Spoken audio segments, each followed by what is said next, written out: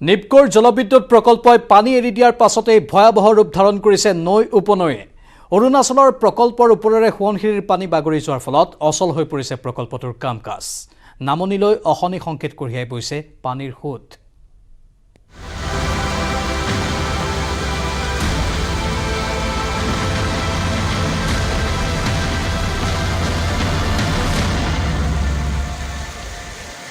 জলপ্ৰলয়,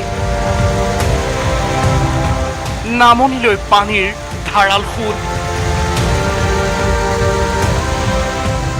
বিপৰ্যস্ত জনজীৱন।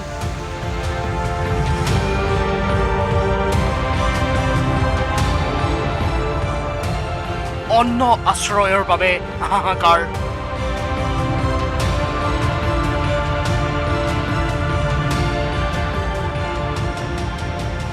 প্ৰথমে চাই লওক অৰুণাচলৰ সুৰক্ষিত হ'ব। ৰাস্তাটো এতিয়া ব্লক হৈ যাবগৈ।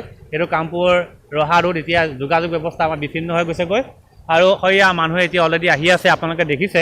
কিন্তু মই ভাবিছোঁ যে এনেকুৱা পৰিস্থিতি আমি এতিয়া নিজৰ প্ৰাণৰ সুৰক্ষা ভাবিছোঁ। নাই, ৰাতিতকৈ বেছি বাঢ়িছে আৰু বেছি বঢ়া আশংকা আছে, কাৰণ ইতিমধ্যে বৰষুণ বেছি হৈ আছে, এইটো বাঢ়িব আৰু পানী। ইফালে পশ্চিম কাৰ্বি আংলং স্থিত কাৰ্বি লাংপি জলবিদ্যুৎ প্ৰকল্পৰ 4খনকৈ গেট খুলি দিয়াৰ পিছত অধিক ভয়াৱহ হৈ পৰিছে পৰিস্থিতি। কামপুৰ কঠীয়াতলীৰ লগতে নগাঁৱৰ বিস্তীৰ্ণ অঞ্চলত পানীয়ে জটিল ৰূপ ধাৰণ কৰাৰ আশংকা। Bureau' report, news 18 Assam north east.